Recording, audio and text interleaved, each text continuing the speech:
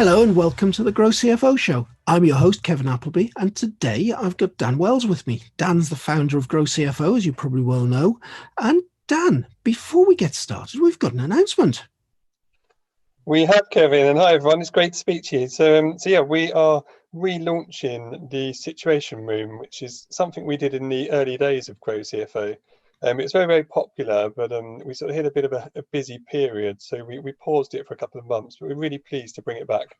So, Dan, what is a Situation Room? Well, the Situation Room is basically an opportunity for people to discuss any situation or indeed challenge or issue that they may be experiencing within their role, or something that is of particular interest to them that they'd like to hear more about. So it's kind of like a Q&A session, really, Kevin, where you can either plant a question in advance by commenting against the event to raise that question to the organisers' attention, or indeed you can turn up on the day and join in, which you'd be very welcome to do. It'd be great, and ask the question live. Brilliant. So we're going to have in that room, anybody can turn up, because this is part of the free rather than the premium community of GrowCFO. So anybody who's a member of the wider GrowCFO community, about 2,000 people at the moment, can actually join into the call.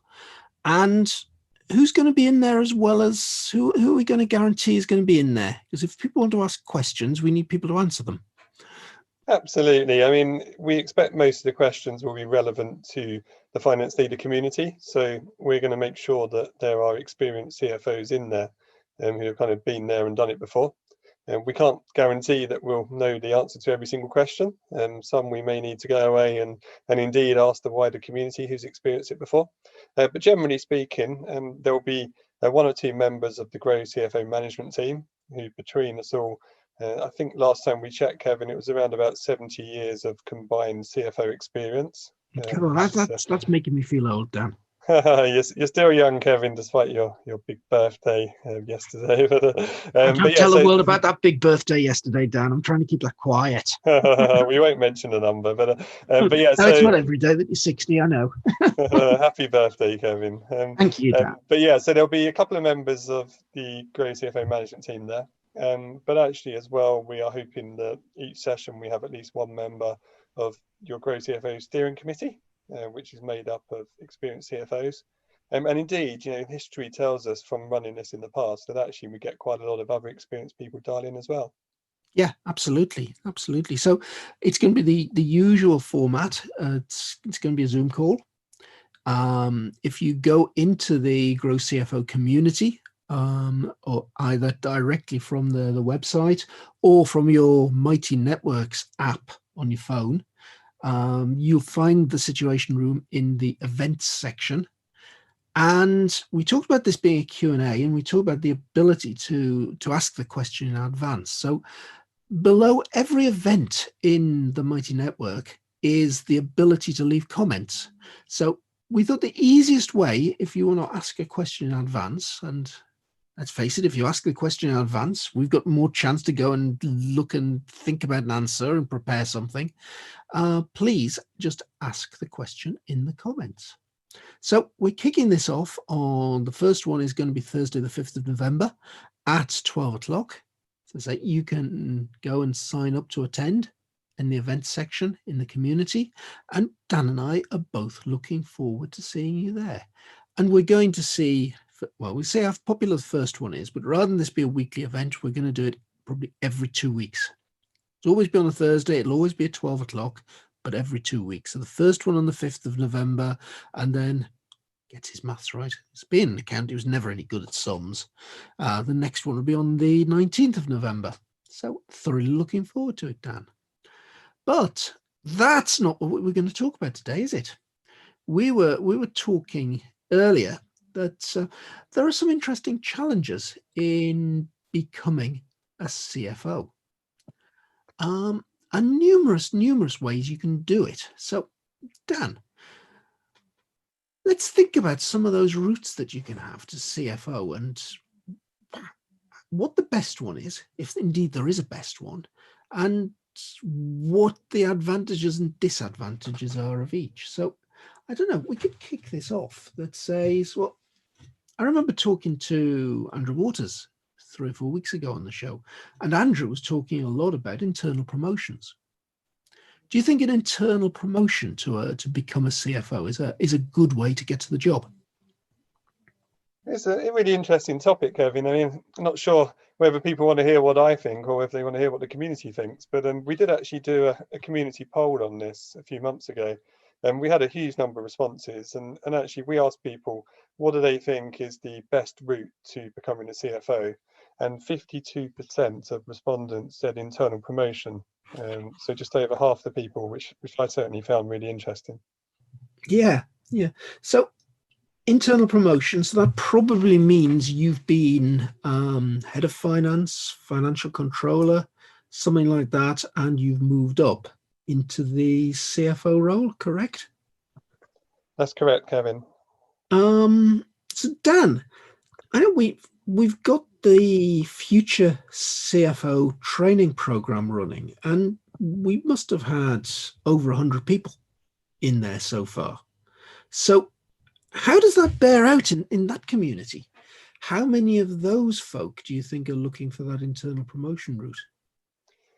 Yeah, it's an interesting question. I mean, we've got it's almost 200 now, actually, Kevin. There's been so many Gosh, people I'm losing coming track through. now. This is because we're kicking one off every week now rather than every month. That's right. Next week will be number 20, and we have about 10 in each. So yeah. So back to your maths again. It's certainly growing I was very, very never quickly. any good at maths, Dan. Don't expect me But yeah, back to your question, Kevin. I mean, it's really hard to know. There's a lot of people that certainly think the internal promotion is a great route for them.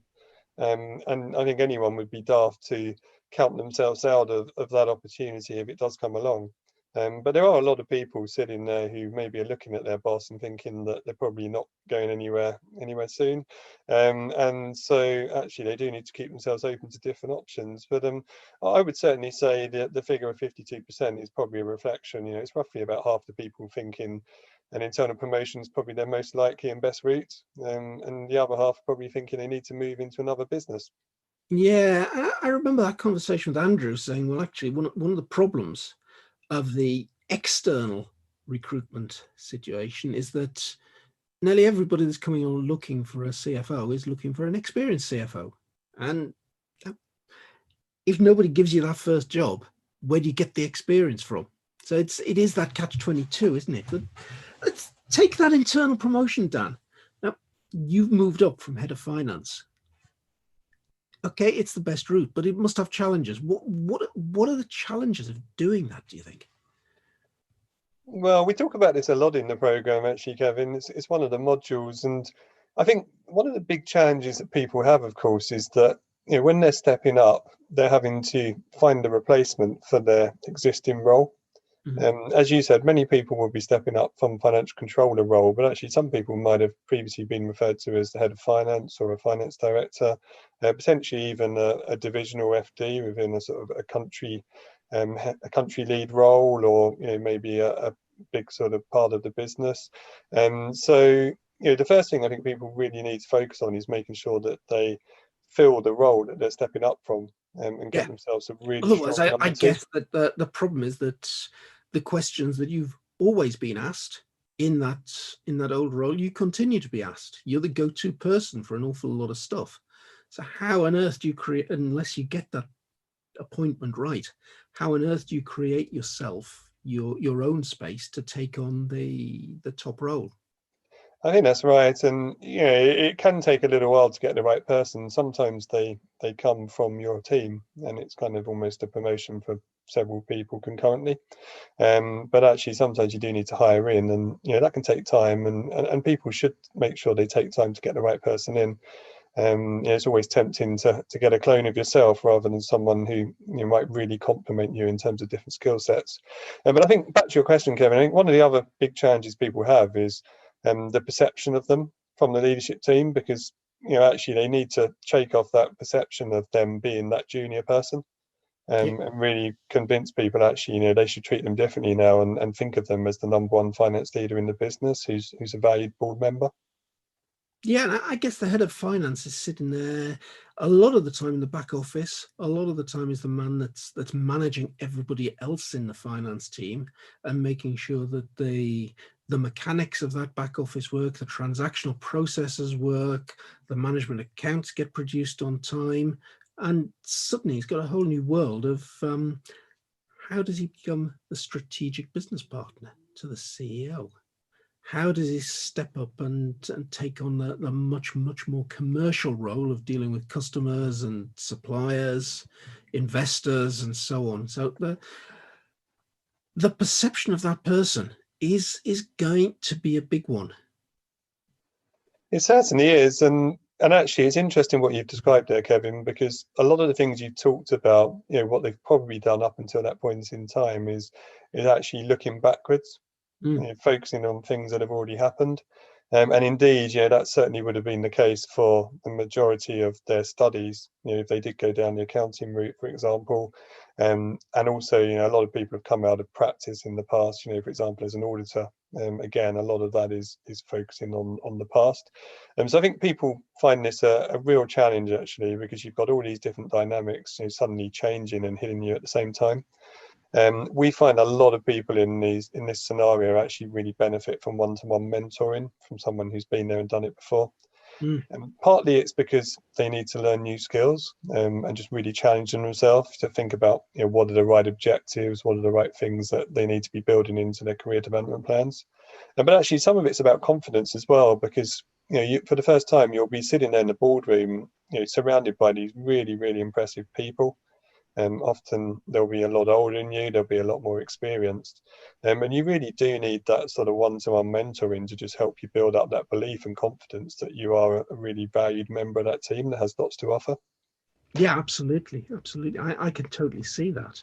And I guess as well, if you're coming through an internal promotion route, you will know the business very well, you'll know the individuals very well, but you possibly don't have that ability to compare it with another external organization that you know well, and necessarily be able to kind of say objectively, what does my company do well, what does it do badly, what have I got to change? Yeah, so I see that mentoring bit definitely there, Dan. But I guess that's not the only route. And yeah, you can go into the external market and you can actually apply for a CFO role. But I think one that we forget about is the startup. Yeah? A startup comes along, you could be the CFO of a startup without ever having applied for the job. And almost without having very much experience of being a CFO. You can. I mean, there is a classic route that a lot of people have trodden in the past, which is to try and work your way up in a larger firm and then make that sort of jump into the number one role in a smaller business. Yeah. And it's quite interesting, actually, because, again, sometimes it can come back to job titles. You find a lot of people, when they go into smaller businesses, sometimes they'll be labelled as the CFO. But actually, in many instances, those businesses won't necessarily feel ready to have a full-time CFO in place. And so you can kind of almost find yourself in a quasi-CFO role where you're the finance leader, you're probably playing an active part on the board. You're probably the bookkeeper as well. You probably are. You could well be a one-person team. You might be lucky enough to have a bookkeeper underneath you, but it can vary. But actually, when you look at your job description, despite potentially having a job title of head of finance or finance director, is probably actually very similar to a classic kind of CFO job description in a slightly larger firm. And there's one thing that I like about that startup thing, and we've been going through it for the last 9 months, Dan. You never quite know what's around the corner, and you've suddenly got to adapt and react and grow very quickly with the business. And personally, I love that. So it's an exciting route. It really is, Kevin, and as you said, you never quite know what's happening. And we've talked to many people doing these roles, whether they've got the CFO job title or not. As I say, that they're probably number one in their finance function and responsible for so many things. And the typical challenges that come up are around that, really. Firstly, trying to sort of juggle lots of different responsibilities, many of which they'll be doing for the first time ever. Secondly, kind of just that unknown really about what's coming next, and sort of being exposed to so many new challenges, which individually actually require a lot of work and expertise. And then I think, as you sort of referred to earlier, having a small team, probably not much expertise there, the chances are you could well be the only qualified accountant in the business, and actually you might be the only finance guy in the business to being the only qualified guy in the business. Yeah, and I guess the challenge is that there is nobody else to talk to about how do you do this. And as you say, you're doing a lot of stuff for the first time. You are, and actually, when you think about it, that concept of being the co-pilot to the CEO, not only are you doing a lot of stuff for the first time, but actually, that has a massive impact on the chances of your business being successful. Yeah. A lot of startups will be looking to fundraise, they'll be looking to grow very quickly. Cash management will be absolutely essential. But likewise, being able to provide that confidence to a potential investor that you guys know what you're doing, and actually you're the right team to back is just so important to the success of that business. Yeah, and I've met a lot of startup CEOs. Some are very, very impressive individuals, but there are others that have had a great idea, and the idea probably will work, but their business skills are sadly lacking. And in that particular set of circumstances, they are heavily leaning on a CFO who knows what he's doing business wise. So it can be a bit of a tricky position, that one. But it certainly can, Kevin, and I think the way you manage the boardroom dynamics is very, very difficult. I mean, it clearly depends, as you said, on the personalities and the types of people and level of experience that they will have. But actually, chances are you're working for someone who wants everything done yesterday. They want to move, really ambitiously and capture the opportunity that they've set the business up to achieve. And your job often is to challenge them and just make sure that they're being realistic and doing things that are right for the business to ensure your continued survival. And that can be very difficult. And knowing how to deal with those situations, knowing how to influence people, and really just give that kind of unique financial and risk management perspective that you have is such an important part of the role. Yeah, it needs a strong character, because you're often coming up with ideas that are trying to put some sort of framework around a lot of slapdash is the wrong word, but you know what I mean, Dan, in terms of the way things get done on the hoof in a startup, and the finance guy is there trying to pick up the pieces as they rush forward at 100 miles an hour and put some sort of framework, some sort of stability around it all, and it's quite a task.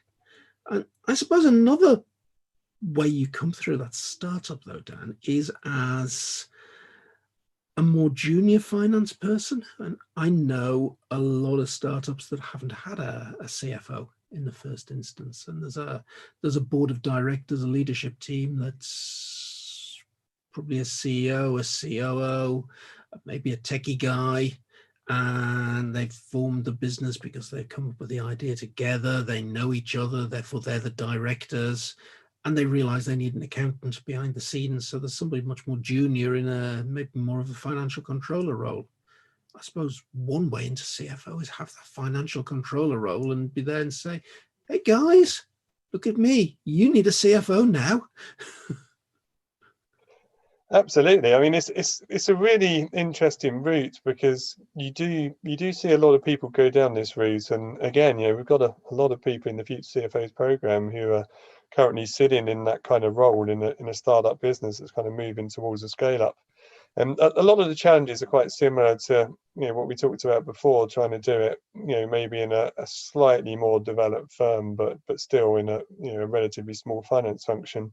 And I think the biggest difference here, of course, is that you are kind of at the mercy of the success of the business, and you can do the best job in the world, but ultimately you are relying on the business to grow to be able to justify moving you into a CFO role going forward. Yeah, there's no guarantee that's going to happen. Yeah. Definitely not, especially at the moment. I mean, I can think of quite a few people in our program who actually felt they did a really good job, but for one reason or another, the business just didn't quite deliver its targets, and ultimately, in the end, their role kind of just evaporated, and they had to move on. But you also get a situation, Dan, in the current climate where the business is contracting because of the climate, but actually the need for the finance guy to take a major role in the strategic management of the business becomes greater at the same time, because you've got to react so quickly to possibly a brand new business model. That's right, Kevin. I mean, certainly, on the strategic side, we've seen CFOs more involved in the past probably 6 to 9 months than certainly I can remember, and certainly taking on a lot more operational roles within the business as well. I think it's quite well sort of established now for CFOs to get involved in areas of payroll and HR, and sometimes things like legals and so forth. But actually, during the pandemic, we've seen CFOs actually get involved in things like real estate planning, workforce planning, the whole procurement side of things, negotiations, and a whole range of different business activities that maybe previously they would have had other people looking after. Yeah. I suppose another role, Dan, that's interesting, is we were talking about this one in the GrowCFO welcome session on Friday with an older first-time CFO, who essentially was an accountant in practice, number of clients, small businesses, but a couple of his clients growing quite quickly, and he became effectively part-time finance director in there. So that's another very, very interesting route in, that you're jumping over from being a practicing accountant to being a finance director. Yeah, it's a route I've been talking to a lot of people about recently, actually, because I think traditionally a lot of people would start in practice for maybe 10, 15 years, then they'd move into senior finance roles in full-time positions, do kind of 2 or 3 of those, and then probably more towards the back end of their career, they'd start thinking about a part-time FD or sort of portfolio FD role across sort of somewhere around 2 to 3 different clients. But actually, what we're seeing now, Kevin, is that's becoming a bit more of a career path from early on. Yeah. And I've asked quite a number of people, why is that? Because it has been a big shift in recent years. I think it's partly driven by the fact that there's so many entrepreneurial businesses out there now who are kind of at scale-up phase, who, for them, a part-time FD is kind of the ideal person when they're not quite ready for a full-time CFO. But actually, I asked, whether there was anything else out there which was leading to more people doing this. And what people said to me is, when you're doing those part-time FD roles, the chances are you're being brought in to deliver a big sort of strategic initiative, and that's why they suddenly need you. So actually, you're pretty much guaranteed a really good bit of experience within that role, which will add to your CV quite early on in your career. And if you compare that to someone who maybe takes a full-time CFO role sort of quite early on in their career, that person could sit there for quite a number of years, hoping that a big exit event happens, or they get involved in a successful private equity fundraise, or whatever it might be. But often, that doesn't necessarily happen if you're just in one firm. You could get lucky, you may not. Whereas if you're in a part-time FD role across a number of businesses, the chances are that you're getting really good experience across each of them at the same time. Yeah. And I guess that if you are in practice, vacancies will come up for the finance person within your clients' organizations. I've seen it a few times when I've been in practice, and I've seen people jump into those roles. They're not necessarily CFO roles to start off with, but they've got all of the possibility to be expanded into that sort of roles. Has that path ever tempted you, Dan? And having been a partner in the Big Four, has it ever tempted you to jump ship and be a CFO in a client? Well, Kevin, I had a couple of clients' comments into sort of fairly senior finance function roles, and indeed, a number of my colleagues at sort of partner and director level did as well. And so certainly I tried a couple out. I think for me, in the end, it wasn't the route or the opportunity I wanted at that time in my career. But I've seen a number of people do it, and actually, it can elevate you into that role really quickly, because you've got some senior partners in your firm recommending you to go and do that role. And often that will get you roles and salaries that maybe you couldn't get in the sort of open market.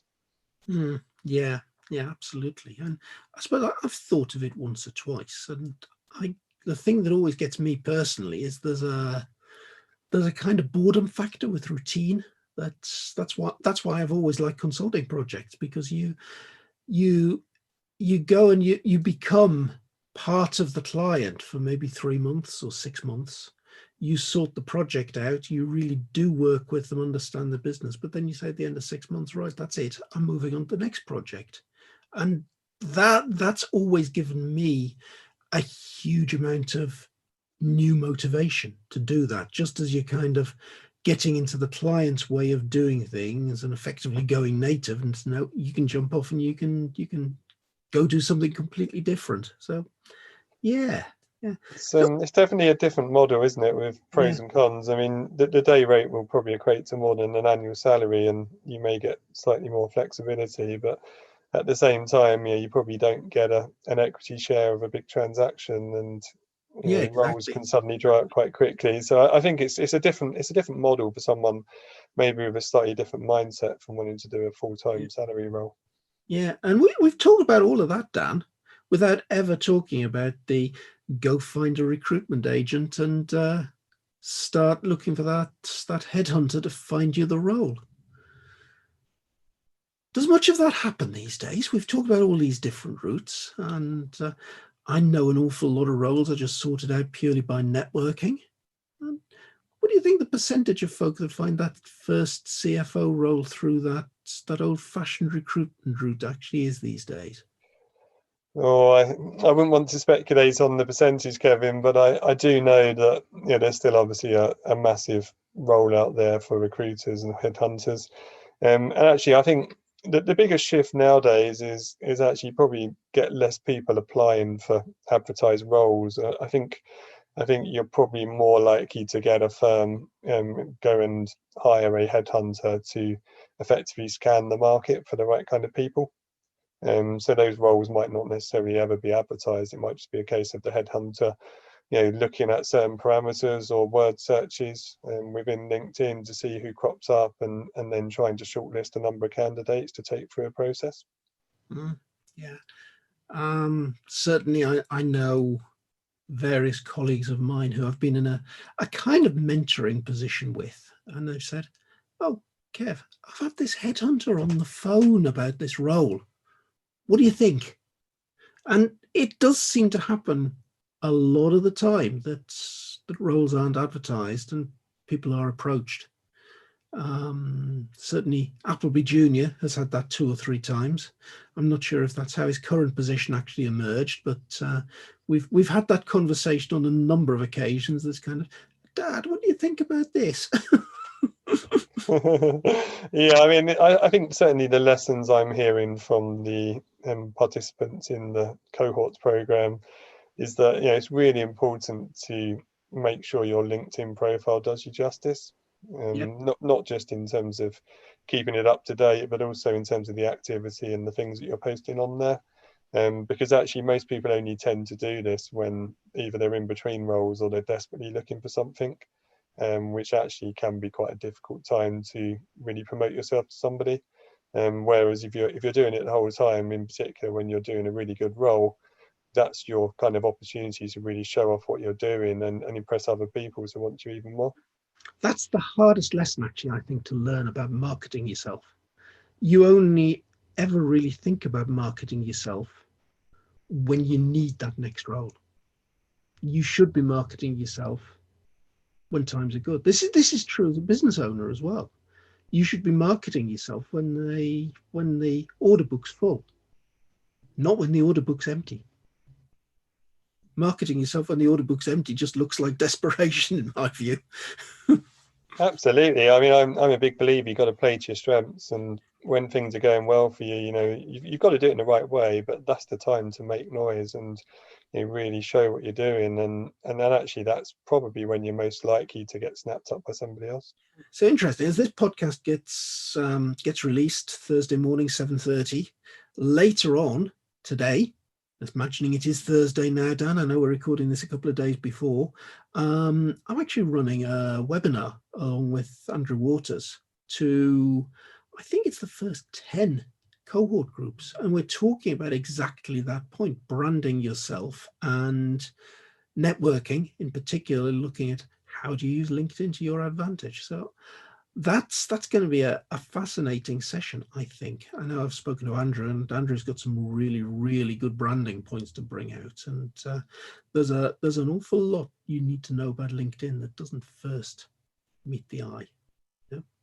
You post on LinkedIn, people say, who's this posting? They click through to your profile.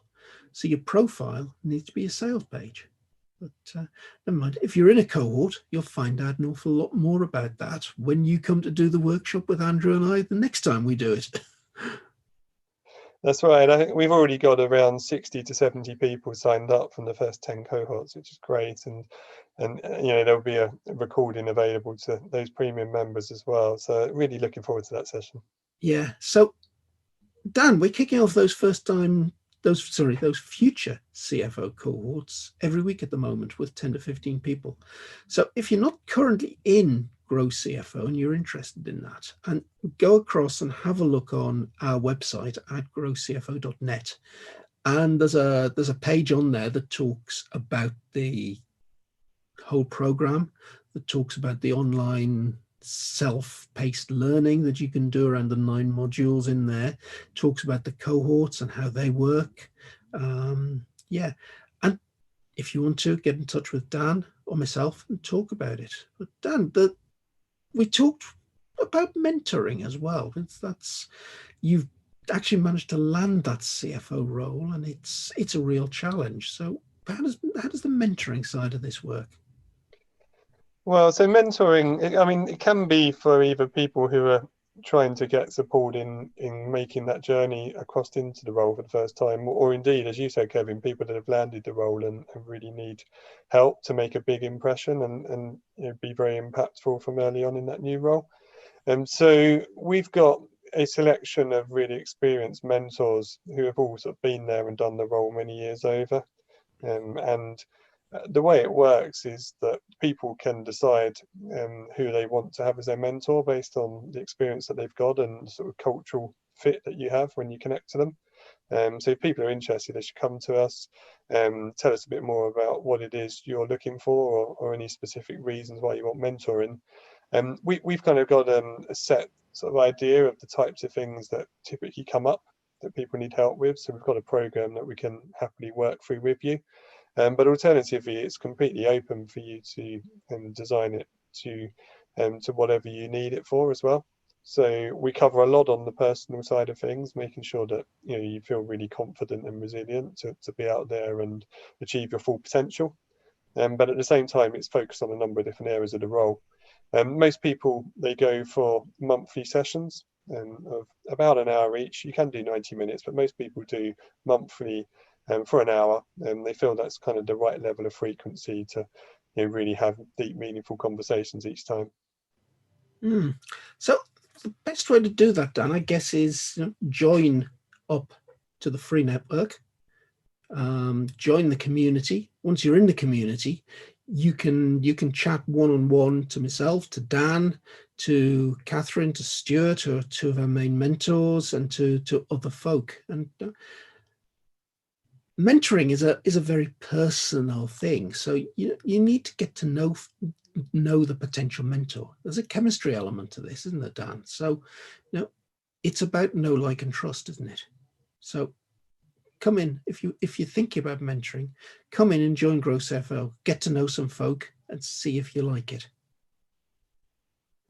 That's right, Kevin. And we recommend that people have a half an hour introductory session with one or two of the mentors that they like the look of based on the profiles from their website. Just to, as you say, really sort of check for that cultural connection and make sure that you feel confident they are the right person for you. So Dan, we've covered some interesting stuff today. We've looked at 5, or actually 6 different routes to becoming a CFO. We've looked at that internal promotion. We've looked at being the CFO of a startup. We've looked at being the finance guy in a startup who's not the CFO, and because the startup's growing, manages to grow into that role. We've talked about being a divisional finance director and then perhaps moving up. We've talked about the portfolio CFO, or the part-time finance director role, and maybe that as being more of a profession these days rather than as an end of the career. And we've talked about the route in through a headhunter. So there are lots of different ways. We can see different pros and cons of each. And that's really why we've designed the Future CFO program the way we have. That I think we're picking up all of those pros and cons of each of those and looking to lift people's skills to cope. So, Dan, fascinating. Thank you very much. So yeah, we as we said earlier, we're really looking forward to seeing people in the Situation Room. But if people have got any questions on anything, then feel free to give me a call. And I love talking to people to see how we can help. Brilliant. Dan, that has been great. Thank you very much. And once again, if you want to know more, come on across to growcfo.net and join the community. No cost to join in the community, and there's 2,000 other CFOs or future CFOs in there already, people just like you. Thank you. Thank you very much. See you soon. Thanks.